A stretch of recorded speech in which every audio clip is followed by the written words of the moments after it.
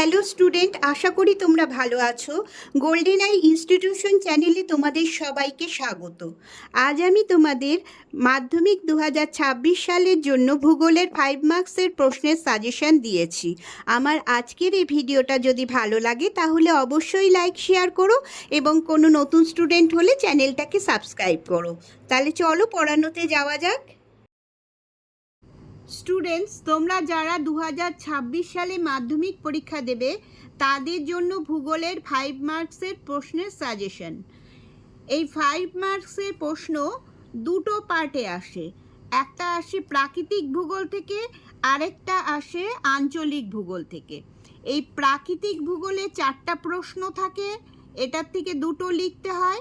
আর আঞ্চলিক ভূগোলও তাই 4টে প্রশ্ন থাকে, এর থেকেও দুটো লিখতে হয়। প্রাকৃতিক ভূগোল 3টে পার্ট আছে, আবার মানে 3টে অধ্যায় আছে। 1 নম্বর হচ্ছে বহির্জাত প্রক্রিয়া ও তাদের দ্বারা সৃষ্ট ভূমিরূপ, 2 নম্বর বায়ুমণ্ডল, 3 নম্বর বাড়িমণ্ডল। আর আঞ্চলিক ভূগোলে দুটো পার্ট, ভারতের প্রাকৃতিক পরিবেশ আর ভারতের অর্থনৈতিক পরিবেশ। আর চতুর্থ অধ্যায় বর্জ্য ব্যবস্থাপনা এবং সপ্তম অধ্যায় উপগ্রহ চিত্র ও ভূবৈচিত্র্য সূচক মানচিত্র থেকে কোনো 5 মার্কসের প্রশ্ন আসে না। এবার তাহলে প্রাকৃতিক ভূগোলের যে ফার্স্ট অধ্যায়, সেটা হচ্ছে বহির্জাত প্রক্রিয়া ও তাদের দ্বারা সৃষ্ট ভূমিরূপ থেকে আমি প্রশ্ন দিয়েছি। 1 নম্বরে দিয়েছি নদীর ক্ষয়কার্যের ফলে সৃষ্ট 3টি ভূমিরূপ চিত্রসহ বর্ণনা করো। 2-এ দিয়েছি নদীর সঞ্চয় কার্যের ফলে সৃষ্ট 3টি ভূমিরূপ চিত্রসহ বর্ণনা করো। তাহলে নদীর সঞ্চয় কার্যও দিয়েছি, নদীর ক্ষয় কার্যও দিয়েছি। এই নদীর এই দুটোই খুব ইম্পর্টেন্ট। 3 নম্বরে দিয়েছি বায়ুর ক্ষয় কার্যের ফলে সৃষ্ট 3টি ভূমিরূপ চিত্রসহ বর্ণনা করো। 4-এ দিয়েছি হিমবাহ ও জলধারার মিলিত কার্যের ফলে সৃষ্ট 3টি ভূমিরূপ চিত্রসহ বর্ণনা করো।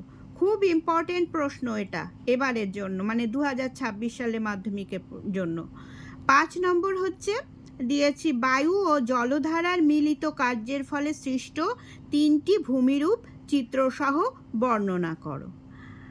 আর একটা আছে, সেটা হচ্ছে যারা তোমরা এগুলো পড়া হয়ে গেলে যদি মনে করো যে এক্সট্রা পড়ে রাখবে, তাহলে হিমবাহের সঞ্চয় কার্যের ফলে যে 3টে ভূমিরূপ, একদম সেম প্রশ্ন হবে, শুধু হবে হিমবাহের সঞ্চয় কার্যের ফলে সৃষ্ট 3টি ভূমিরূপের চিত্রসহ বর্ণনা করো। এই প্রশ্নটা 2022 সালে মাধ্যমিকে এসেছিল, ঠিক আছে?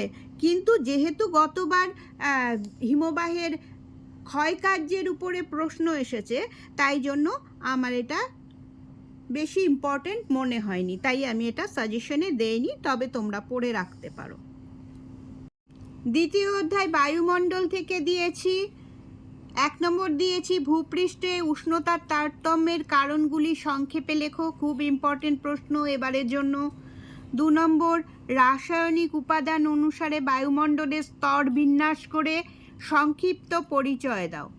হ্যাঁ, এটা এই যে ট্রপোস্ফিয়ার, স্ট্র্যাটোস্ফিয়ার, এই স্তরগুলোর কথা বলতে হবে। 3 নম্বর বিশ্ব উষ্ণায়নের প্রভাব লেখো। 4-এ দিয়েছি বায়ুমণ্ডল উত্তপ্ত হওয়ার পদ্ধতিগুলো আলোচনা করো।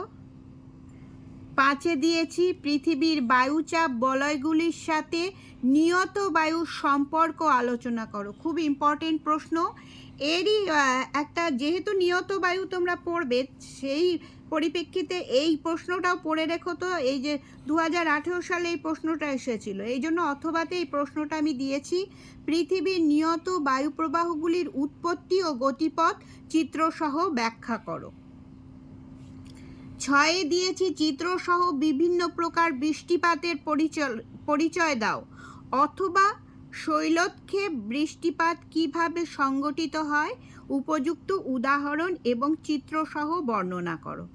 এই প্রশ্নটা আসলে এর মধ্যে তো শৈলক্ষেপ বৃষ্টিপাতটাও লিখতে হবে, তবে এটা অনেক ছোট করে লিখতে হবে। কিন্তু এটা যদি শৈলক্ষেপ বৃষ্টিপাত তোমাদের একদম মেনশন করে দেয়, তাহলে কিন্তু একটু বড় করে সুন্দর করে ছবি আঁকতে হবে এবং সুন্দর করে লিখতেও হবে। এটা 2019 সালে মাধ্যমিকে এসেছিল। 7 নম্বর, ভূমধ্যসাগরীয়, নিরক্ষীয়, মৌসুমী এবং তুন্দ্রা জলবায়ু অঞ্চলের বৈশিষ্ট্যগুলি আলোচনা করো।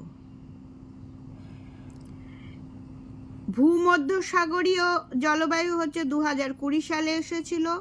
নিরক্ষীয়, তারপরে মৌসুমীয়টা এসেছিল 2018 সালে। তুন্দ্রা জলবায়ু অঞ্চলের প্রধান বৈশিষ্ট্যগুলো আলোচনা করো। তারপরে হচ্ছে বায়ুমণ্ডল। বায়ুমণ্ডলে 1 নম্বরে হচ্ছে সমুদ্র স্রোত সৃষ্টির কারণগুলি আলোচনা করো। এবারের জন্য এটা খুব ইম্পর্টেন্ট। আরেকটা 2 নম্বরেও স্রোতের উপরেই সমুদ্র স্রোতের প্রভাব লেখো। হ্যাঁ, এটাও 2017, 2024, আর এটা 2018, 2023, প্রথমটা আর দ্বিতীয়টা এটা। আর 3 নম্বর একটা প্রশ্ন দিয়েছি, জোয়ার ভাটার প্রভাব লেখো। স্টুডেন্টস, এই প্রসঙ্গে একটা কথা আমার বলা আছে, সেটা হচ্ছে যে ওই প্রথম অধ্যায় আর এই তৃতীয় অধ্যায় বায়ুমণ্ডল, এই দুটোর থেকে তোমরা 2টো প্রশ্ন লেখার চেষ্টা করবে। কারণ দেখো, বায়ুমণ্ডলে মাত্র 3টে প্রশ্ন দিয়েছি, এর থেকে একটা আসবেই, তাহলে এখান থেকে একটা কমন পাবে। আর প্রথম অধ্যায় যেটা, সেটার থেকেও তোমরা একটা কমন পাবে। কিন্তু তারপরে এই দুটো চ্যাপ্টার তৈরি করার পরে তারপরে এই বায়ুমণ্ডল চ্যাপ্টারটায় হাত দেবে। কারণ হচ্ছে এই বায়ুমণ্ডল চ্যাপ্টারে অনেক মানে লিখতে হয়। তারপরে ছবি আঁকাগুলো যদি একটু, এই যে বায়ু প্রবাহগুলো একটু যদি তীর চিহ্নগুলো একটু যদি মানে উল্টোপাল্টা হয়ে যায়, তাহলে কিন্তু পুরো অনেক নম্বর কেটে যাবে। ঠিক আছে? সেই জন্য তোমরা সবসময় চেষ্টা করবে প্রথম এবং তৃতীয় অধ্যায় থেকে এই ইয়েটার উপরে, চ্যাপ্টারটার উপরে মানে প্রশ্ন লিখতে, 2টো প্রশ্ন লিখতে। আঞ্চলিক ভূগোলের ফার্স্ট পার্ট, ভারতের প্রাকৃতিক পরিবেশ থেকে আমি মাত্র 5টা প্রশ্ন দিয়েছি। 1 নম্বর হচ্ছে দৈর্ঘ্য বরাবর হিমালয় পর্বতের ভূপ্রকৃতি লেখো। 2, উত্তর ও দক্ষিণ ভারতের নদীগুলোর মধ্যে প্রাকৃতিক বৈশিষ্ট্যের পার্থক্য আলোচনা করো। 3, ভারতের পূর্ব ও পশ্চিম উপকূলের সমভূমির প্রাকৃতিক বৈশিষ্ট্যের পার্থক্য আলোচনা করো। 4 দিয়েছি ভারতীয় জলবায়ুর প্রধান বৈশিষ্ট্যগুলো সংক্ষেপে বর্ণনা করো। আর 5 হচ্ছে ভারতীয় জলবায়ুতে মৌসুমী বায়ুর প্রভাব লেখো। খুব ইম্পর্টেন্ট প্রশ্ন এবারের জন্য। তারপরে চলে আসি সেকেন্ড পার্টে, ভারতের অর্থনৈতিক পরিবেশ। এর প্রথম প্রশ্ন দিয়েছি, ভারতে ধান, ইক্ষু, কার্পাস, চা আর কফি, এটা যে কোনো একটা আসতে পারে। ভারতের অনুকূল প্রাকৃতিক পরিবেশের বর্ণনা দাও।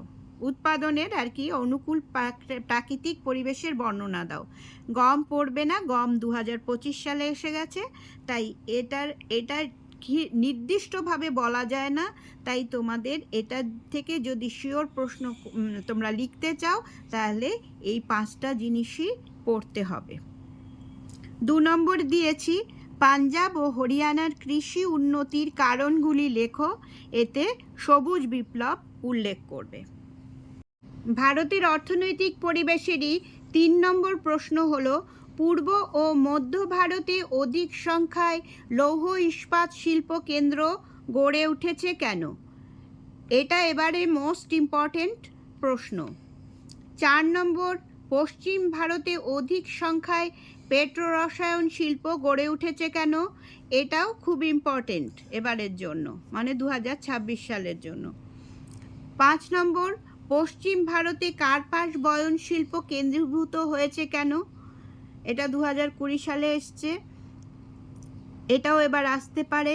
6 নম্বর, ভারতের জনসংখ্যা বন্টনের তারতম্যর 5টি কারণ লেখো। এটা 2017 সালে এসেছে। আবার জনসংখ্যার উপরেই আরেকটা প্রশ্ন হচ্ছে, ভারতের জনসংখ্যা বৃদ্ধির কারণগুলি লেখো। এবার 7 নম্বর প্রশ্ন, ভারতের নগর গড়ে ওঠার প্রধান কারণগুলি আলোচনা করো। এটা 2018 সালে মাধ্যমিকে এসেছে।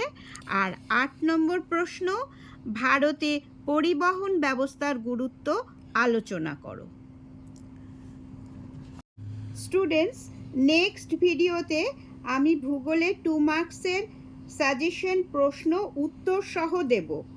2 মার্কসের উত্তরগুলো ছোটোর মধ্যে টু দ্য পয়েন্ট সুন্দর করে লিখলে ফুল মার্কস পাওয়া যায়।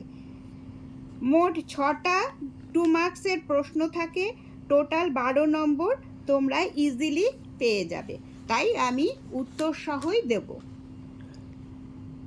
স্টুডেন্টস, তাহলে আজ এই পর্যন্তই। তোমরা সবাই ভালো থেকো।